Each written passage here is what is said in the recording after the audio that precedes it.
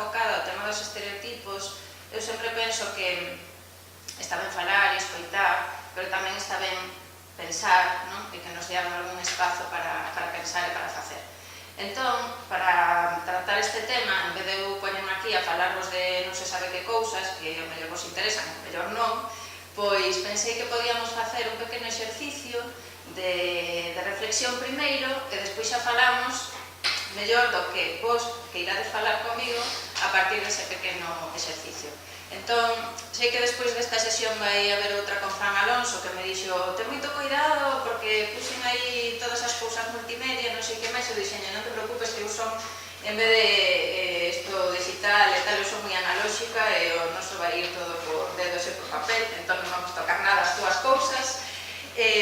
O que imos empezar facendo entón era pois nun folio, porque os caderniños que tedes son moi pequeniños, entón é mellor que collamos un folio. Vou vos pedir, como estamos aquí para falar de libros e para pensar sobre o que lemos, sobre o que escribimos, tamén supoño.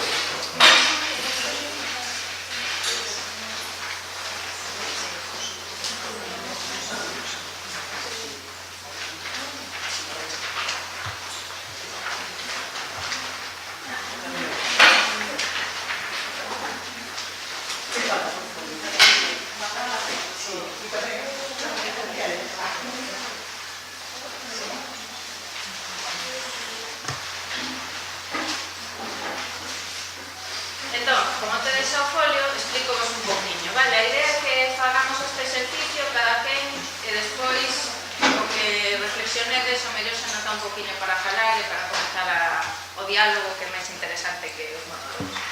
Entón, o que vos vou pedir é que fagades un círculo grande no folio e ese círculo vai ser pois os libros que lestes ao longo da vosa vida, vale? O sea, ese círculo vai representar todos os libros que fomos lendo ao longo da nosa vida. No vosso caso seguro que é un círculo moitísimo máis grande no folio, pero bueno, vamos a deixar metido nese folio. Vale, vamos a facer primeiro un círculo grande, que son pues, todos os libros que fomos lendo desde que éramos máis pequenas ata agora.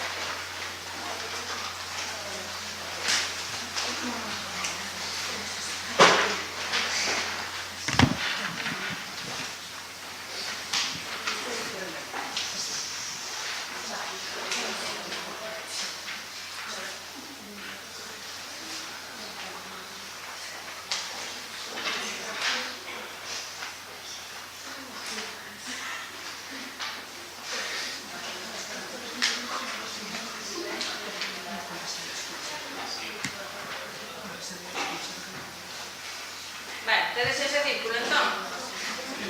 Bueno, pois agora imos retroceder ainda a nosa infancia, máis infancia, cando aprendíamos aquilo dos, como era, dos subconxuntos, non? Ainda aprendemos iso na escola, porque xa non sei se fan eso dos subconxuntos, pero bueno. O que vos vou pedir agora é que dentro dese círculo fagades outros círculos, vale? Entón, o primeiro círculo é, de todos eses libros que lemos, cantos, proporcionalmente, estaban protagonizados por nenas ou por entes femininos, porque xa sabemos que os libros a veces están protagonizados por animais ou por... Non? Entón, de todo ese círculo que temos, cal vos parece que sería o subconxunto, vale, de todos os libros que fomos lendo na nosa vida, son moitos, é dicir, ocupan moito espazo nese círculo ou ocupan un círculo máis pequeniño, ou a ver, pensad un pouquinho, a ver.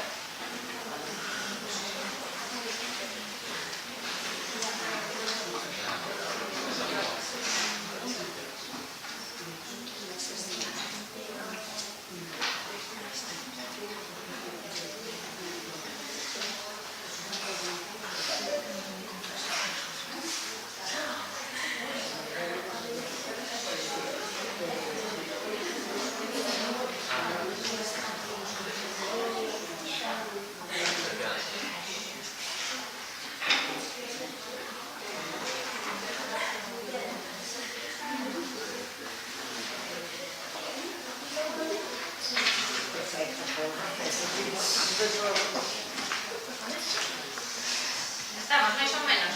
Sí. Sí?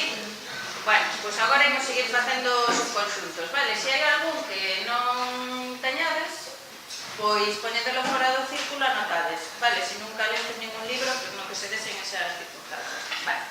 Entón, agora, dentro do subconxunto das protagonistas femininas, non? Cantos libros nos parece, así proporcionalmente, que estaban protagonizados por nenas que non fosen brancas? Pois anotades abaixo, vale?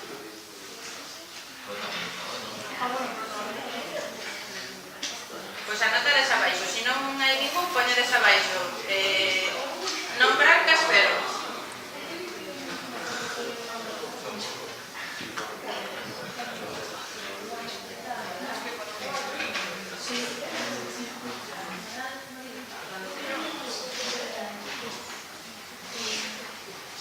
seguimos, outra pregunta, a ver que sae. A ver, de canto, falando dos libros en xeral, en cantos deses libros vos parece, para facer o subconxunto, que aparecían familias, vamos a chamar así, que non fosen un pai, unha mai e unhas fillas e fillos. Por exemplo, pois se lestes algún libro onde pois unha nena só vivise coa súa mai, coa súa avoa, ou tivese dúas mais, ou dous pais.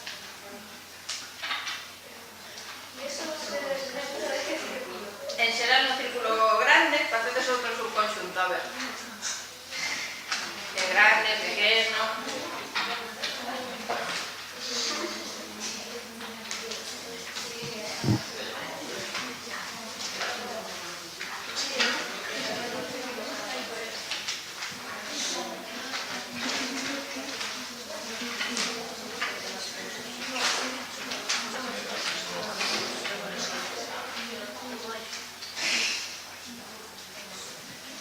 Estades máis ou menos cunha idea? Sí, vale. Bueno, e agora, se vamos mirar as protagonistas e os protagonistas, é dicir, todo en xeral, que proporción, que subconxunto farellades de protagonistas que non sentisen pois amor ou atracción por persoas de distinto xénero. É dicir, se algunha vez lestes algún libro onde un rapaz lle gustase outro rapaz, ou unha rapaza a outra rapaza, ou lle gustasen homes e mulleres.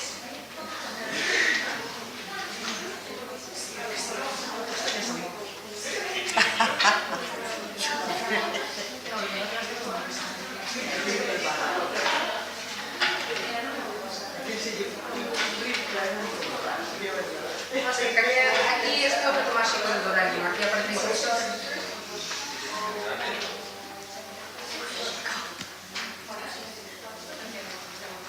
Estades, os círculos? Bueno, vamos a deixar así, porque creo que xa non está o mellor alguna cousa de que falar. Que pensades? Pensades que temos algo que falar de isto de facer eses círculos ou non? Sí.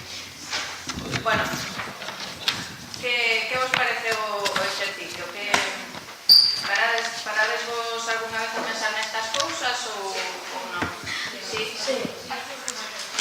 E que vos parece que importancia ten facer, por exemplo, este tipo de análise? É simplemente para facer círculos con compás ou facémoslo por outra cousa?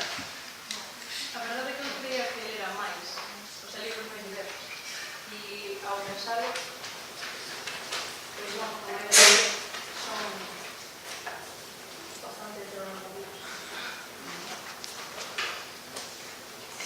Estos círculos axúdanos a concienciarnos de que na sociedade todo non está repartido igual.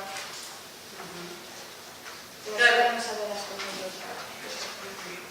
Pensade, por exemplo, tamén que relación ten isto, no, que estamos vendo. A literatura é unha forma de construir sociedade, non? Estamos creando imaxes, estamos creando expectativas, non? Sobre as rapazas, os rapaces, non? Como temos que ser, como temos que comportarnos, sobre as outras que non son como nós, non? Estamos vendo que aquí hai algunhas ausencias, non? Ou déficits. Entón, como pensades que afecta iso as persoas, por exemplo, que non son un rapaz branco heterosexual? sintense excluídos ou simplemente que están mal. Claro, hai persoas que nos convivimos con elas, non? Nas nosas clases todos os días, ou que somos nos mesmas, que nunca nos vemos representadas, non? Na literatura. Entón, sabemos que a literatura tamén axuda, como dicía antes, a construir, ou ás veces a construir mal, non? A sociedade. Entón, eu quería empezar o encontro facendo este pequeno exercicio para que nos dese un pouco unha base sobre a cal falar, porque moitas veces, cando empezamos así a falar fríamente, non? Pois non somos moi conscientes primeiro de que estamos lendo constantemente relatos nos que, por exemplo, os nenos, os rapaces, son os protagonistas, o cal fai moi difícil que despois na vida real os rapaces e os homes aprendan a ter papéis secundarios, que é algo que todas as persoas temos que aprender, ás veces somos protagonistas e outras veces non o somos, non? E se vinculamos isto a cousas que pasan, como a violencia de xénero, pois unha das raíces está en que os homes non saben aceptar, non? Por exemplo, que non son os protagonistas da vida de todo o mundo. Bueno, pois estas cousas empezan xa no que lemos, non? Ademais de moitos outros espazos. E eu, por exemplo, traballo dende esta convicción, non? Que é importante, xa non só porque a mí me parece importante como escritora, sino porque tamén son lectora, tamén tiven a vosa idade e era máis pequena, e era moi difícil para min atopar persoas como a min nos libros, non? Entón, digamos que dende esa experiencia propia tamén parte a convicción de que é necesario que a literatura sexa máis diversa, non? Porque é a maneira que dicías ti, de que a xente non se sinta rara, excluída, non? E que sexa, digamos, que teña unha validación tamén nos espazos onde estamos. E ademais porque sabemos que hai unha especie de fenda entre a literatura e o que acontece ao noso arredor. Eu creo que moitas nenas e nenos, e mozas e mozos hoxe en día, non teñen un pai, unha mai e un irmán e unha irmá.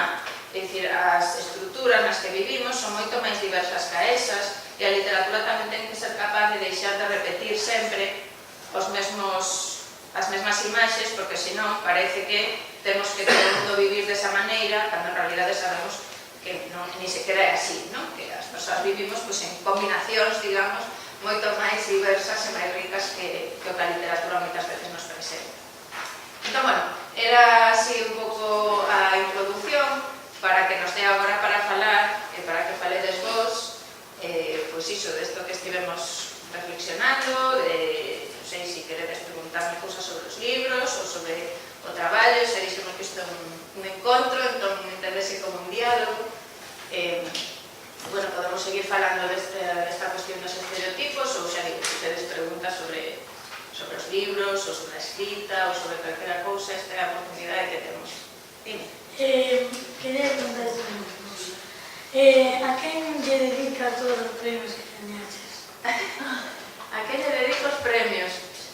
Pois é un pouco complicado de saber. Ás veces a quen nos dá, outras veces non, porque eu sou moito de protestar. Entón, hai algún tempo deron un premio cunha institución a que lle teño un pouco de manía, que era a Voz de Galicia. Aproveitei para dicirlle algunhas cousas que non me gustaban do seu xornal, como que cobre cartos para o galego e despois non utilizo o galego nunca, ou que difunda imaxes, agora que estamos falando de estereotipos, das persoas galegofalantes como delincuentes, como incultas, bueno, moitas cousas que aparecen nese xornal e que a xente lé sen poner en cuestión. Entón, nese caso, aproveitei o premio para dicir esas cousas, porque como é a única oportunidade que iba a ter para falar diante da xente que vivise ese xornal, pois aproveitei para dicir iso. Pero creo que hai unha cousa interesante na pregunta, que é a importancia de aproveitar cando nos dan a palabra pública. Eu, como muller, sou moi consciente de que as mulleres se nos dá a palabra pública poucas veces aínda. Entón, para mí é importante cando me chaman para falar algo ou cando me dan un premio, e sei que a xente vai estar escoitando que é o que teño que dicir, pois ese é o momento no que procuro dicir algo importante para mí. E normalmente o que é importante para mí non é tanto falar da miña obra ou falar de persoas en concreto, sino de falar, por exemplo, de cuestións como isto que estamos vendo agora, de por que hai poucas mulleres que publican aínda, porque hai certos espazos que son moi misóxinos, non? Que teñen moita violencia, digamos, para as mulleres. Entón, aproveito os premios para falar disso. Foi para ti moi difícil chegar a ser escritora? Chegar a ser escritora ou publicar? Porque son dúas cousas distintas. Publicar. Porque eu escritora xa sabía desde pequena que eu quería ser escritora, eso non me quita ninguén. A publicar no meu caso foi un pouco extraño. Vou vos contar as dúas caras da moeda. Por unha banda foi moi fácil, porque o meu primeiro libro publicado foi Moda Galega, que é un poemario, e tive a sorte de que por unha traducción que estaba facendo, cando estaba acabando a carreira, o editor de Edicións Positivas pediume que fixese unha traducción. E eu estaba escribindo Moda Galega, entón veio os poemas e ele quedou tan emocionado que me pediu o libro inteiro e que iba a publicar. Claro, non esperaba que a cousa fose así tan rápida.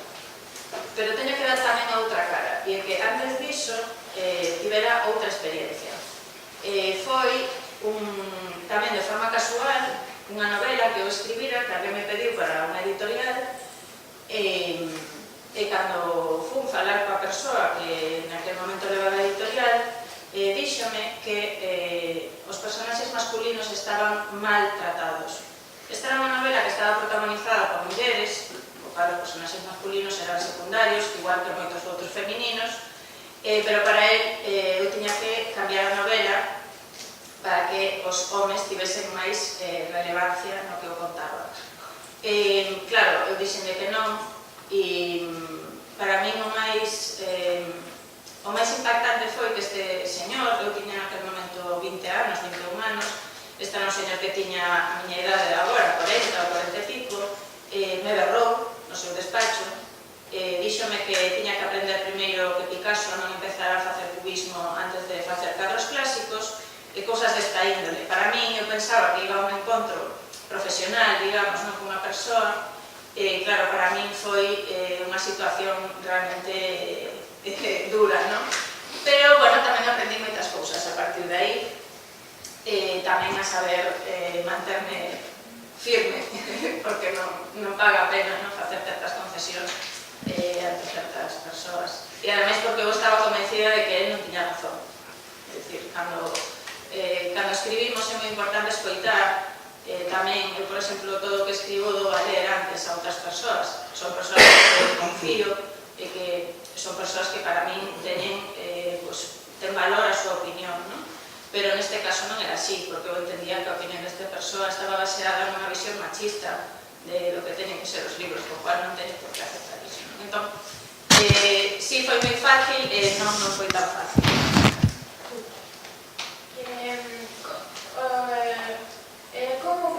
Como a literatura femenina que ten prejuicios, como que as mulleres só escriben novelas románticas, así que non poden escribir outras temáticas que digan que son como máis de homes, por eso.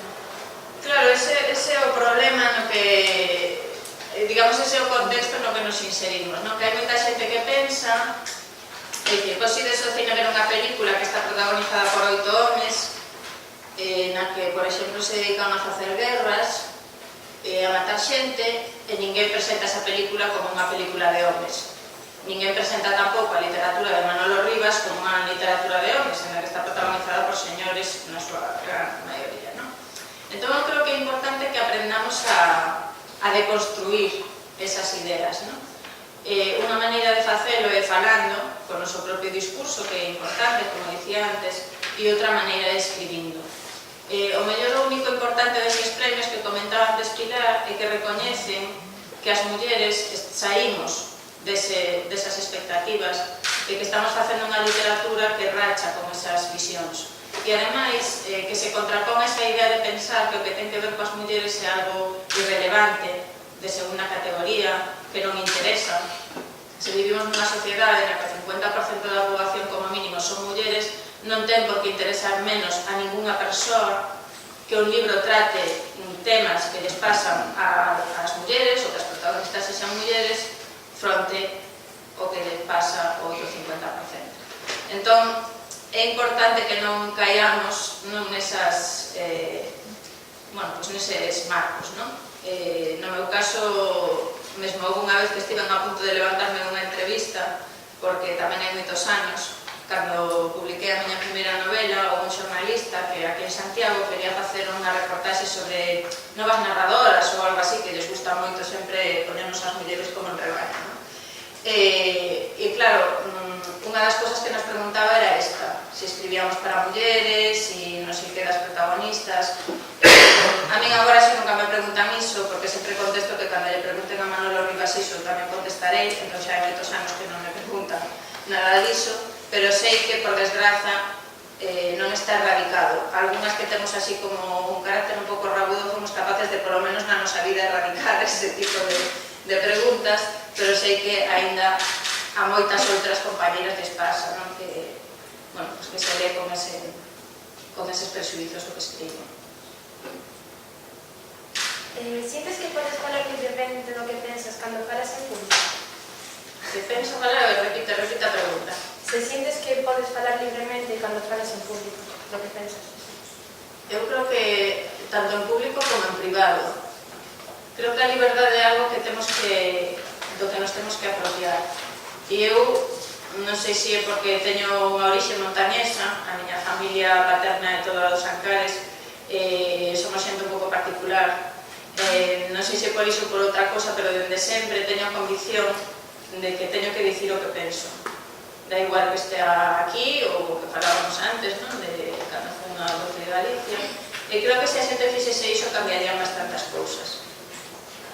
Dicir as cousas onde hai que dicilas, porque para falar entre nós así, bueno, pois vale para desfogar, pero é importante tamén o que vos dicía antes, non? Saber utilizar con unha certa estrategia o espazo público. No meu caso, son moi consciente diso, porque xa vos dixen antes que as mulleres temos poucas posibilidades e somos moi poucas as mulleres as que temos. Para min é unha situación de privilexio.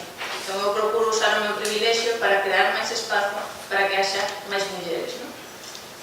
Que falen.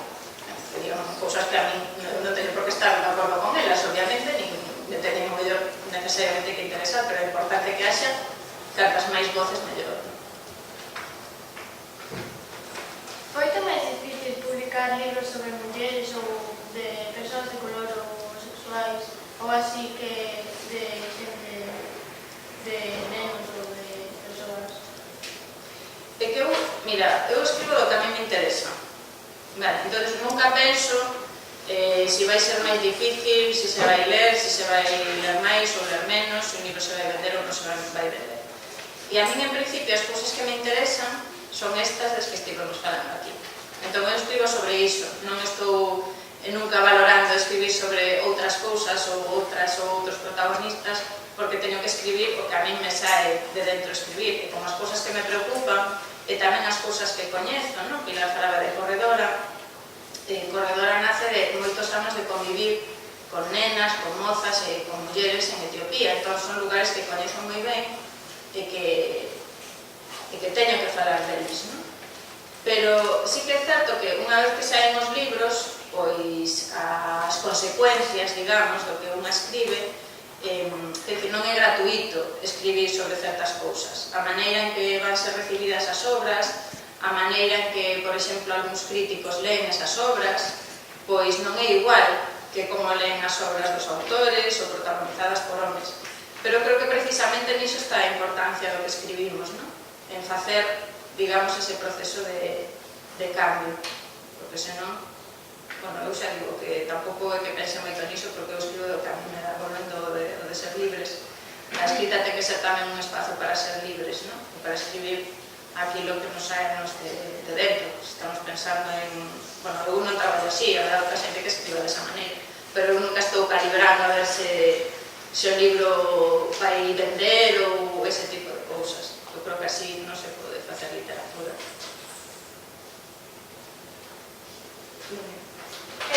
Moitas veces cando llevan a entregar un premio a unha actriz interesase máis pola roupa que leva, polo vestido, e cando é un home interesase en algo e le relevante o premio. Crees que eso tamén está presente nos premios literarios e atopaste estar con esa situación? Bueno, eu creo que o aspecto físico sí que se valora de forma distinta nas autoras que nos autores, a idade. Eu non teño moito problema porque sou unha muller que non me depilo, entonces, se queren falar de algo, pois, eu xa lles dou un argumento para isto. Pero quero dicir que non é que sexa algo tan patente como pasa no cine, pero sí que é algo que está moi latente. Eu sempre poño este exemplo, seguramente coñeceredes a Yolanda Castaño, se ledes poesía, verdade? É unha autora que tamén ten publicados libros de literatura infantil, de, bueno, citas moitas cousas. E saía en Cifras e Letras. Acordo Sí, do programa de televisión que era a poeta que facía as letras. Sí. Pois Yolanda, que, bueno, pues era unha muller que le interesan moito as artes en xeral, o cal tamén o seu aspecto físico ten moito que ver, ¿no?, con isto que se chama performance e todo iso. Bueno, pois, eu sempre menciono esta entrevista, pero podería dar moitos exemplos. Unha entrevista que empezaba: Yolanda Castaño, a pesar de ser guapa, escribe buena poesía. Entón, isto xa vos dá a entender, ¿no?, o contexto no que nos movemos. Por exemplo, cando escribimos en plataformas digitais, agora xa non tanto, porque hai máis moderación dos comentarios, nos medios, por exemplo, en galego, escribo nos Sermos, e xa non pasa iso, en Praza, pero cando empezaron os medios digitais era moi habitual que se dedicasen, cando escribíamos unha columna, a comentarnos pues, que se estábamos buenas, que ese tipo de cousas, ¿no?, cando non outras bastante máis desagradables, ¿no? Bueno, eso segue pasando, sabedes vos mellor que a min que coas redes sociais, pois a xente ten moita gana a veces de dicir, de facer ese tipo de comentarios, ¿no? Pero bueno, eu creo que, polo menos no meu caso, vou ver unha certa evolución. E tamén vexo que hai, o que vos dicía antes, que cantas máis mulleres sexamos tamén no espazo público, máis forza temos, non, para evitar ese tipo de ataques, non, que ao final é o que son, ou ese tipo de menosprezos, non, de comentar máis a roupa. Eu no meu caso, como xa vos dixen que cando me daban os premios tentaba falar, normalmente falar máis do que digo que de como vou vestida, non, pero xa digo que, bueno, que esas cousas pasan tamén.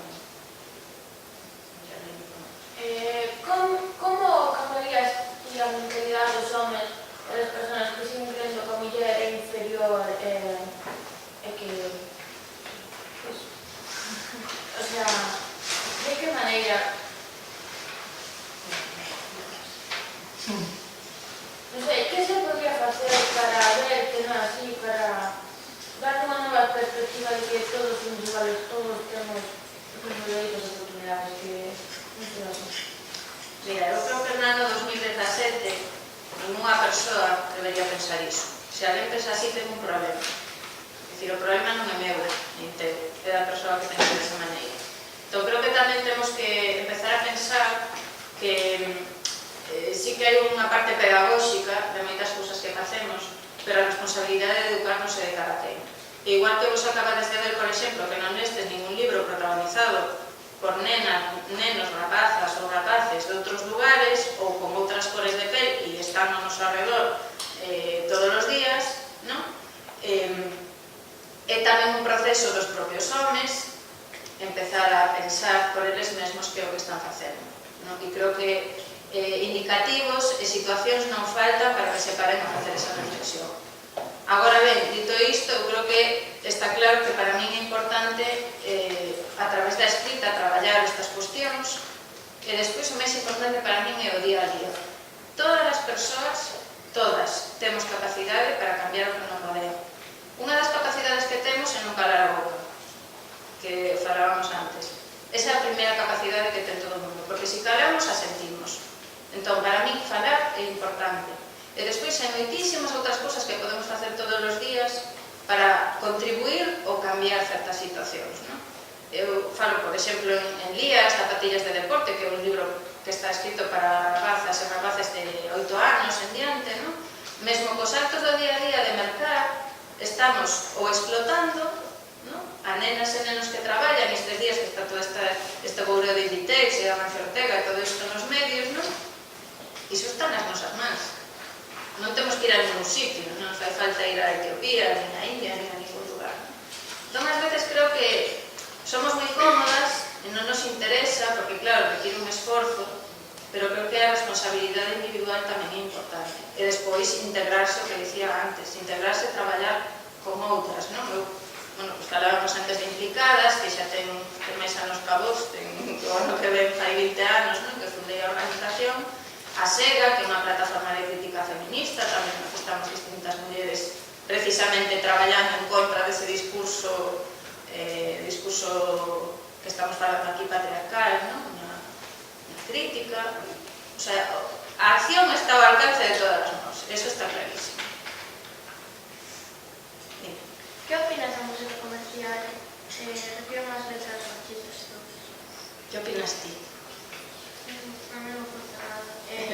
Non sei, non me parece moi normal que a quen máis lle guste esa música sea as mulleres, porque está tratándonos como obxectos para vender. Claro, tedes que pensar unha cousa, as mulleres se nos educa para ser desa maneira.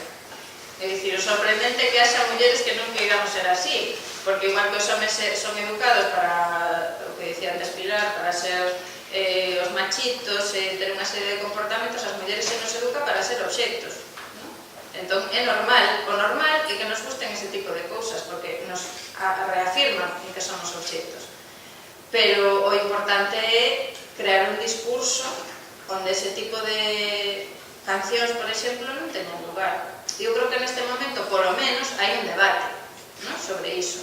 E hai moitas mulleres que están dicindo que iso non é... Como podemos estar escoitando a Maluma e este máis, non? Pero non esquezamos que non é só Maluma. Hai moitas cancións que escoitamos que nos parecen moi bonitas e que son igual de machistas, só que non utilizan palabras ou cosas da sexualidade ou aspectos deste tipo, pero hai moitísimas cancións que levamos escoitando toda a nosa vida, xa pode teres outro exercicio para facer como o círculo, que nos están dicindo igual como temos que ser as mulleres e como teñen que ser os homes seguindo eses patróns. O que pasa é que non lo din dunha forma menos bruta, entonces é mellor. Home, que eu normalmente cando vou de festa ou cando saímos pola tarde, as miñas amigas poñen esa música, eu que teño que sair de aí porque non me aguanto, porque dicen cada cousa, xa se xan indirectas ou como dices tú, así de formas máis brutas. Sí, esa tamén é outra vía, non? De marchar, porque hai cousas que non son insoportables. E logo, elas extrañanse de que non me guste, extrañome eu de que gustelle, porque é que as tratan como se fora, non sei. Sí, obxecto. A ver, por aquí, que temos? Una pregunta. La clase de literatura que tú escribes, si por el hecho de ser mujer, alguien alguna vez te ha tachado de embris, es decir, de tener esa misma ideología que crea la supremacía de la mujer frente al hombre y no más bien en la igualdad entre los dos? Sí, moitas veces, xente machista. Porque iso de embrismo non existe. É un invento. É como feminazi, non son ese tipo de palabras insultantes que se utilizan por parte de persoas as que lles interesa un pito, non? Que as mulleres e os homens teñamos, se non é só que as mulleres e os homens teñamos iguais dereitos, senón que vivamos nunha sociedade onde haxa un mínimo de xustiza entre as persoas. Porque falamos de mulleres e de homens, pero tamén podemos falar de transexualidade, podemos falar de orientación sexual, de identidade de xénero. Esas persoas que falan con eses termos están en contra de todo iso, o cual están en contra das persoas. Porque as persoas por natureza somos diversas, non? E debemos poder vivir nun espazo onde non nos teñamos que estar permanentemente defendendo de ataques dese tipo, non? A mí chamaba máis atención que, pois, por exemplo, o feito de que provoque rexeitamento, dicir que es feminista, non? Cando ser feminista precisamente iso, ter unha visión crítica, buscar unha sociedade xusta. A xente que ten un problema con ser feminista, eu sempre digo, cal é o teu problema? Que as mulleres votemos, que podamos escribir, que podamos ir á escola, porque todo iso son logros do feminismo. Entón, é o de antes. A persoa que ten o problema é a outra, non eu. Entón, é significativo xa, por exemplo, que nos chame a atención que alguén como a min escriba con protagonistas femininas. Se acabades de ver nos vosos círculos, que a maioría de libros están, primeiro, escritos por homes, os libros publicados, e protagonizados por homes. Entón, é que non ten nin lugar a pregunta, é que é obvio que hai que escribir, non, hai que crear máis mulleres, hai que crear máis textos. Entón, o mellor a pregunta sería ao revés, non? Porque siguen, por exemplo, autoras escribindo con protagonistas masculinos, cando xa hai 50 millóns de protagonistas masculinos, non? Entón, aí, ás veces hai que deconstruir as palabras. Crees que a estas alturas, por lo que dixeches antes de que xa desde nena se te enseña a ser de unha determinada manera, crees que a estas alturas hai máis nenas que as educan para ser como elas que eran que para ser unha muller, por así decirlo, que vista de rosa, cosas así? Que opinas? Que opinas? Que non, pero que da súa opinión. Mira, eu sempre dou este exemplo, porque moitas veces pensamos que o tempo avanza cara adiante, e que as cousas cambian soas, e que sempre se evoluciona en positivo. E eu non vou negar que houve moitos cambios na sociedade, pero temos que ter un pouco de cuidado, porque os cambios van e ven, e as veces as cousas van para atrás. Eu sempre dou este exemplo, que cando eu era pequena, porque xin a miña idade, as nenas e os nenos tiñamos bicicletas, eran verdes, eran vermellas, eran amarelas, eran azuis, eran de moitas cores. Agora, cando entras nunha tenda de bicicletas para nenas e nenos, que é o que ves? Rosa e azul. É dicir, para min hai un retroceso, que ao mellor o veremos máis adiante, hai un retroceso precisamente en educar as nenas e os nenos de forma moi diferencial porque interesa para o consumo. Se ti queres vender algo, é moito máis fácil vender dunha forma segmentada que vender así, sabes, sin saber cal é o teu público. Entón, as empresas, isto que chamamos o capitalismo, lles interesa moito que existan estas estruturas de xénero tan rígidas, porque é a maneira de saber que ti vendes saias, ¿no?, para este grupo, que ti vendes as bicis rosa para este grupo e as bicis azuis para este grupo. E para mí iso é moi perigoso, porque nos dá a sensación, ademais, o sea, vivimos nunha ficción de que avanzamos moito, de que agora xa hai moita igualdade, pero as amigas daqui da compañera están escoitando unha luma encantadas, non? Entón, eu digo que os cambios e os dereitos, eu digo que os dereitos son unha leira que hai que traballar sempre. Non podemos dar por sentado que algo se conseguiu e que non vai retroceder. E ademais aquí temos unha historia que nos lo ensina, porque neste país houve mulleres que loitaron por os dereitos antes da guerra civil e volveronos perder e tiveron que volver loitar as mesmas mulleres, volver loitar outra vez por ter dereito pois a todo, ¿no?, a poder abrir unha cartilla do banco, etc. Entón, mesmo sin que teña que vir unha guerra, as sociedades van e veñen. É importante que nos poñamos a tirar deste lado, porque hai moitas portas que tiran do outro. Entón, se nos interesa realmente que as sociedades sexan máis xustas e que as mulleres teñamos dereitos e todas estas cousas, temos que traballar. Non podemos simplemente asumir que porque pase o tempo as cousas vayan avanzando. Vémolo, por exemplo, no tema do traballo. Agora, rapazas e os rapaces nas universidades, por exemplo, pois hai igual número de rapazas que de rapaces ou mesmo máis rapazas. Sacan mellores notas e, aínda así, cando saen traballar, están facendo cafés. Entón, non podemos simplemente asumir que porque pase o tempo as cousas van mellorar. Entón, hai cambios, pero temos que ter un poquinho os ollos abertos. Eu cada vez que vou ao supermercado vexo son os kinderes rosas e azuis, dame ganas de tiralos todos por a fiesta, ¿no?, porque xa son indicativos de que algo non vai moi ben. Gustaríame incidir tamén na pregunta que fixo anteriormente a compañeira, é dicir que moitas veces o problema de alienación está en nós, está nas mulleres, e que temos que mentalizarnos de que temos que pasar de querer ser obxectos de desexo a suxeitas desexantes.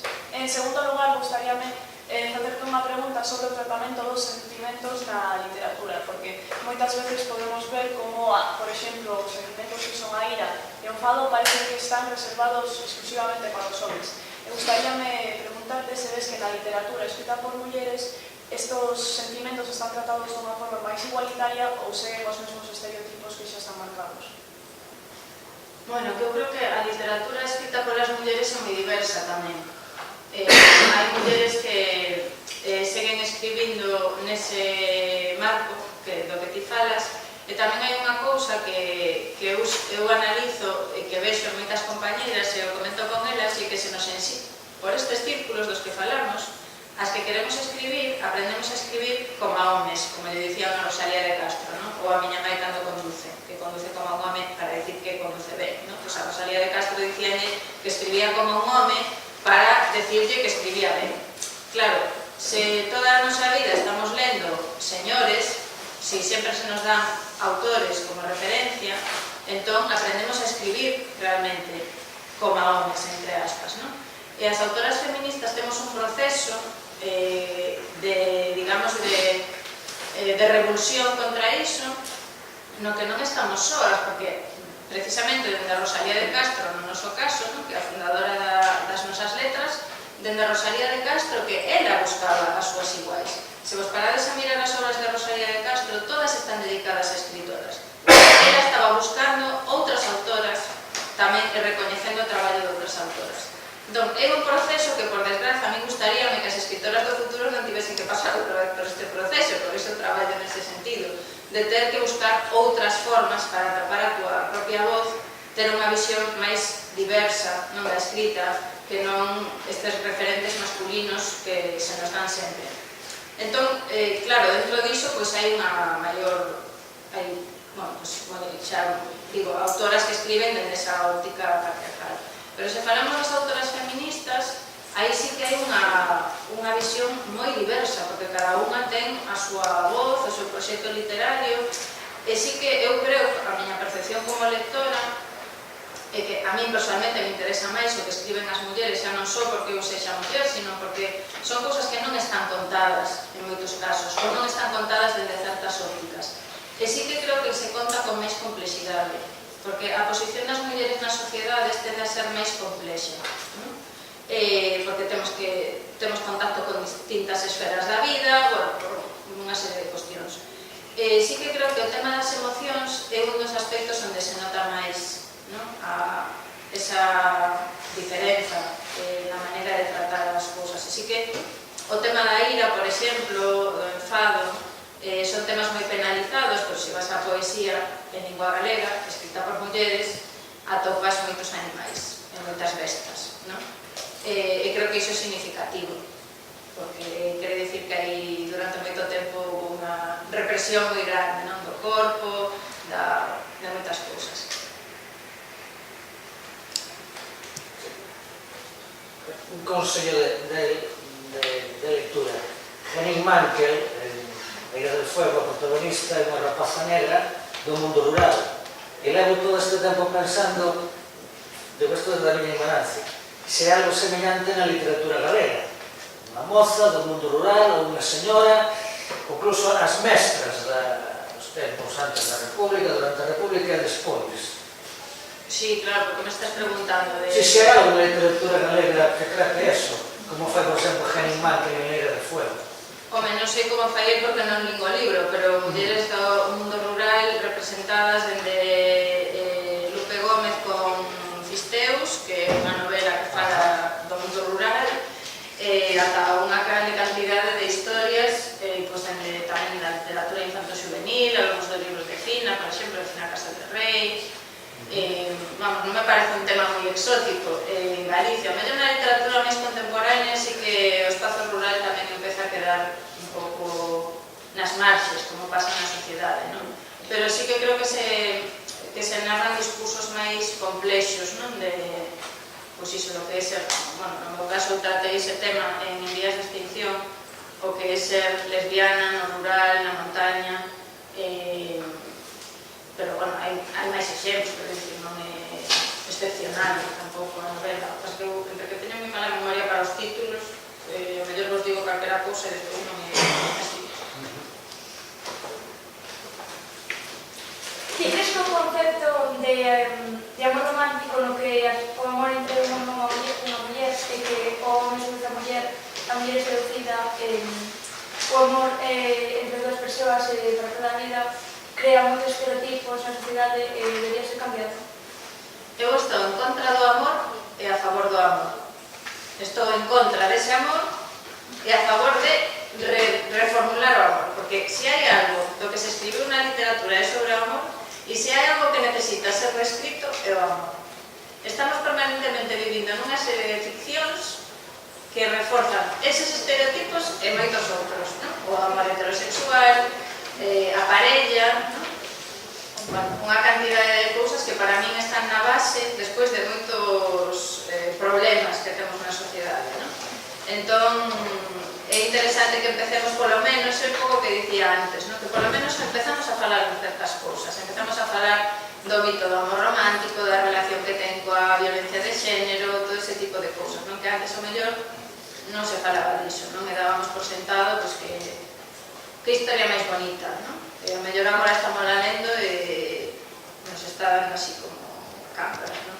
Xa non nos parece tan bonita como podía parecer. Nas películas igual, non? E sempre ese tipo de modelo de relación. As dúas últimas preguntas, vale? Porque xa vimos ter que ir pechando, porque hai o cambio. Despois, a 1:15 xa empezan outros obradoiros e outros encontros. Eran dúas persoas que levantaron a mano. Sí, despois as dúas. ¿Crees que algunas veces os hombres escudan o machismo porque non se atreven a decir o que sinten? Por exemplo, se hai un hombre homosexual, ás veces ponse en contra dunha muller porque a muller quere ser ou como ele ou algo así, e non se atreve. Eu penso que é o contrario. Eu creo que o machismo produce eses comportamentos. Incluso, claro, o tema da identidade de xénero e da orientación sexual están enmarcados nese mesmo contexto que chamamos o heteropatriarcado. Entón, hai unhas expectativas de comportamento que mesmo cando non é heterosexual pode seguir tendo os mesmos comportamentos, non? Que determina, digamos, a estrutura machista. Non por ser lesbiana eres feminista, por exemplo, necesariamente. Pois o mesmo, non por ser gay tampouco va a ser feminista. O feminismo, digamos, que é unha posición activa no mundo, non? Unha posición crítica. Entón, todo é unha complexidade aí de interaccións, non?